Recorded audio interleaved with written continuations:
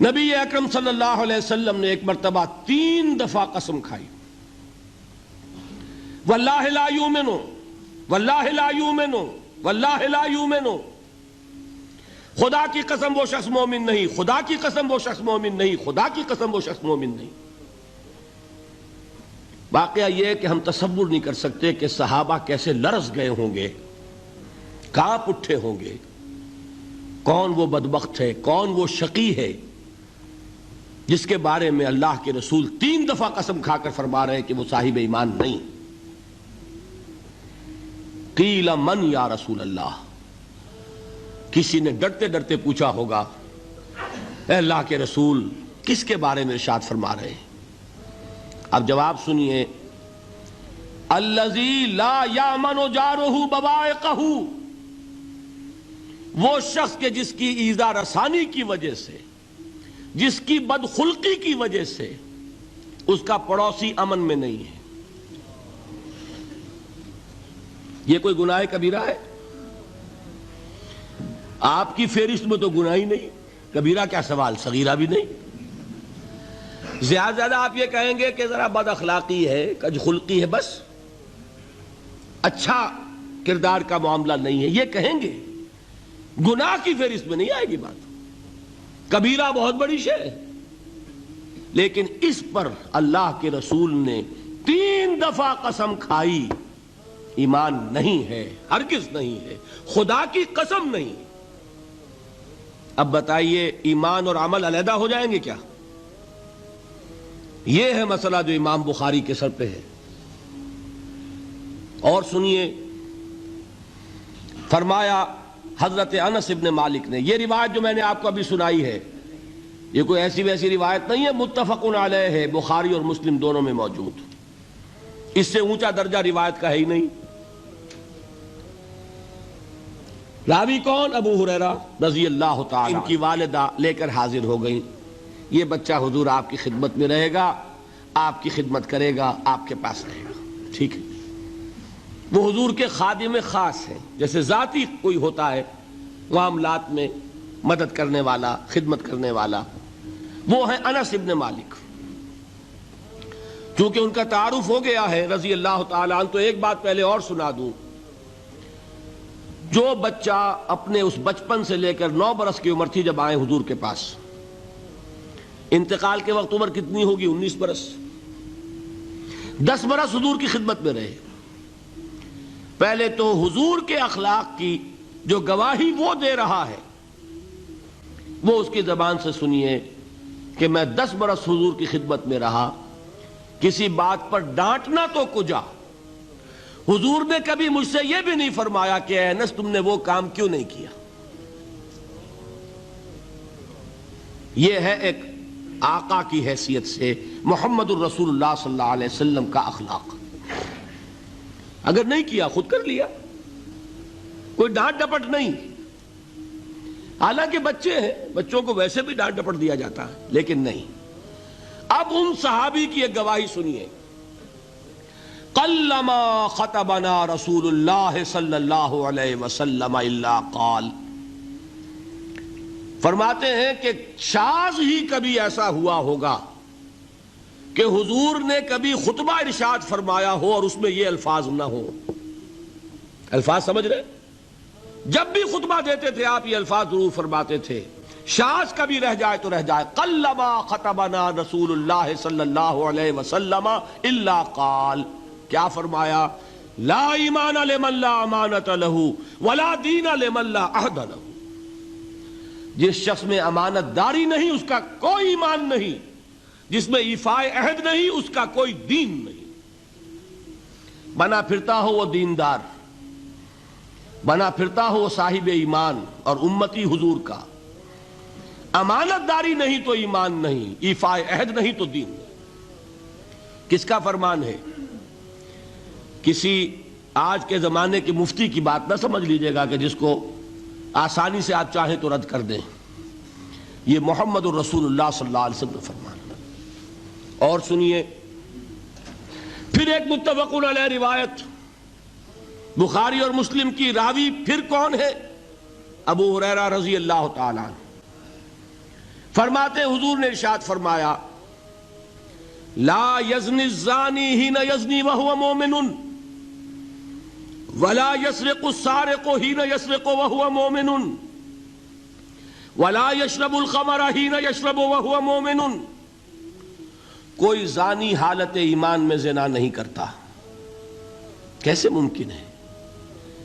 ایمان ہو اور زنا ہو جائے، پھر وہ ایمان دھیلے کا ہوا؟ کیا قدر و قیمت اس ایمان کی؟ وہ تو اٹھا کر پھینک دینے کی چیز ہے. ایمان اور اخلاق پہ اثر انداز نہ ہو، ایمان اور کردار کو نہ بدلے، ایمان اور عمل کو نہ بدلے تو کس مرض کی دوا؟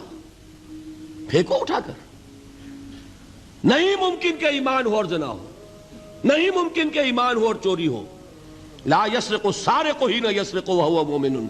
کوئی چور حالت ایمان میں چوری نہیں کرتا، کوئی شرابی حالت ایمان میں شراب نہیں پیتا. ولا یشرب الخمر حین یشرب وہو مومن. کوئی شراب پینے والا وہ مومن نہیں ہوتا جب وہ شراب پی رہا ہوتا ہے، اس وقت اس کے دل سے ایمان نکل جاتا ہے. اب دیکھیے یہاں کیا میں نے کل بتایا تھا نا، مغالطے کیا ہو گئے؟ مغالطے یہ ہو گئے کہ اس کو سمجھ لیا قانونی بات. یہ قانونی بات نہیں ہے، وہ قانونی ایمان کی بات نہیں ہو رہی، یہ حقیقی ایمان کی بات ہو رہی. قانونی ایمان کی بات ہو تو یہ کافر ہو گیا. پھر کافر نہیں ہے. قانونی ایمان کا دار و مدار قول پر ہے. یہ وہ حقیقی ایمان ہے، قلبی یقین والا ایمان. اس کے بارے میں فرمایا جا رہا ہے وہ دل سے نکل جاتا ہے تو گناہ ہو سکتا ہے. ایک اور حدیث میں حضور نے اس کو اور واضح کر دیا. جب کوئی شخص گناہ کرتا ہے تو ایمان اس کے دل سے نکل کر اور اس کے سر پر منڈلاتا ہے جیسے پرندہ ہو. اگر توبہ کرتا ہے تو واپس لوٹ آتا ہے، توبہ نہیں کرتا تو رخصت ہو جاتا ہے. بتائیے کوئی اشتباہ رہ گیا؟ لیکن خدا کے لیے دو انتہاؤں سے اپنے آپ کو بچائیے. ایک انتہا یہ کہ اس حدیث کی بنا پر آپ کافر قرار دے دیں. یہ غلطی کس سے ہوئی؟ کل بتایا تھا بھائی، کس سے؟ خوارج سے. خوارج سے یہی غلطی ہوئی. وہ فارسی کا ایک مصرع ہے کہ مردی و نامردی قدم فاصلہ دارد. یہ باریک جیسے بال کا سا فرق ہوتا ہے لیکن زمین و آسمان کے نتیجے نکل آتے ہیں. انہوں نے ایسی حدیثوں کی بنا پر یہ فیصلہ کر دیا پھر اگر ایمان نہیں ہے تو کافر ہے. کتنا یہ آسانی سے نتیجہ نکل آیا. ایمان نہیں ہے تو کافر ہے. لا ایمان لمن لا امانت لہو. کوئی شخص امانت میں خیانت کرتا ہے تو اس میں ایمان نہیں ہے، ایمان نہیں ہے تو کافر ہے. کافر ہے تو مرتد ہے، مرتد ہے تو واجب القتل ہے. کہاں سے کہاں بات پہنچ گئی؟ بہت بڑی غلطی، بہت بڑی گمراہی. دوسری طرف ایک ہمارے ہاں اور انداز ہے کہ وہ جنت و دوزخ کے فیصلے اور قیامت کے اور آخرت کے فیصلے بھی قانونی اسلام کی بنیاد پر کرتے ہیں. انہیں یہ سمجھ لینا چاہیے یہ قانونی اسلام دنیا میں مفید ہے، آخرت میں وہ یقین والا ایمان ہوگا تو مفید ہوگا. یہ چیز ذہن سے نکل گئی. اور برا نہ مانیے، یہ اہل سنت کے اکثر عوام کے ذہنوں سے یہ بات نکل گئی. وہ یہ سمجھتے ہیں ہمارے پاس سرٹیفکیٹ ہے، ہم مسلمان ہیں، مسلمان ہیں تو صاحب ایمان ہے، صاحب ایمان ہے تو جنت ہم پر واجب اور دوزخ ہم پر حرام. یہ آپ کے دل میں لکھا ہوا ہے کہ نہیں؟ جب دل میں یہ لکھا ہوا ہوگا تو پھر کرو گناہ. کیوں نہ کرو؟ کیوں حرام خوری نہ کرو؟ کیوں رشوتیں نہ لو؟ کیوں بددیانتی نہ کرو؟ جبکہ دوزخ تو آپ پر حرام ہے ہی ہے، آپ کو کوئی چیز نقصان پہنچا ہی نہیں سکتی. یہ مرجیہ کا عقیدہ تھا اصل میں. یہ دوسری انتہا تھی جو آج اہل سنت کے اکثر لوگوں کے دلوں میں بات بیٹھ گئی، عوام کے اندر، جہلا کے اندر. ان دونوں چیزوں سے بچیے. تیسری ایک غلطی کی اہل تشیع نے.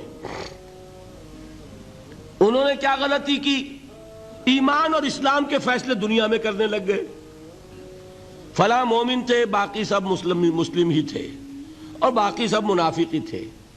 یہ فیصلہ کرنے کا کسی کو اختیار نہیں. دنیا میں فیصلہ صرف یہ ہوگا کہ کافر تھا یا مسلمان، چھٹی۔ تیسری کیٹیگری آپ طے نہیں کر سکتے، اس لیے کہ قانونی اصطلاحات یہی دو ہیں۔ سمجھ لیجئے ان باتوں کو، مجھے کوئی دھواں دھار تقریر نہیں کرنی، بات سمجھانی ہے۔ دیکھیے، قانونی سطح پر انسانوں کی تقسیمیں ہوں گی صرف دو، یا مسلم یا غیر مسلم، یہ ہے قانونی تقسیم۔ اب جو مسلم ہے وہ مومن بھی ہو سکتا ہے، وہ منافق بھی ہو سکتا ہے، بات سمجھ رہے؟ لیکن منافق کوئی قانونی اینٹی نہیں ہے۔ دنیا میں ہم کسی کو منافق نہیں کہہ سکتے، ہاں حضور کہہ سکتے تھے، حضور کو اللہ نے علم دیا تھا، لیکن حضور نے بھی ایسی پہرے داری کی ہے کہ کسی ایک شخص کے بارے میں بھی نہیں فرمایا کہ یہ منافق ہے۔ یہاں تک کہ جس کے بارے میں علم نشرہ ہو چکا تھا، عبداللہ ابن ابی، اس کی بھی نماز جنازہ پڑھا دی کہ نہیں پڑھا دی؟ نماز جنازہ کافر کی پڑھی جاتی ہے یا مسلمان کی؟ اس کا مطلب ہے عبداللہ ابن ابی کو بھی حضور نے آخری وقت تک مسلمان تسلیم کیا۔ منافق جو بھی ہے وہ اپنے اندر ہے، اللہ کے ہاں جا کر کھلے گا۔ فار آل لیگل پرپزز اے منافق از اے مسلم، بات سمجھ میں آئی؟ اس لیے کہ لیگل اینٹیٹیز دو ہی ہیں، کافر اور مسلم۔ تیسری اینٹیٹی کوئی لیگل نہیں ہے، تیسری کوئی حیثیت قانونی نہیں ہے۔ اب ایک جو مسلم ہے وہ مومن بھی ہو سکتا ہے، منافق بھی ہو سکتا ہے، اس کا فیصلہ کہاں ہوگا؟ اللہ کے ہاں۔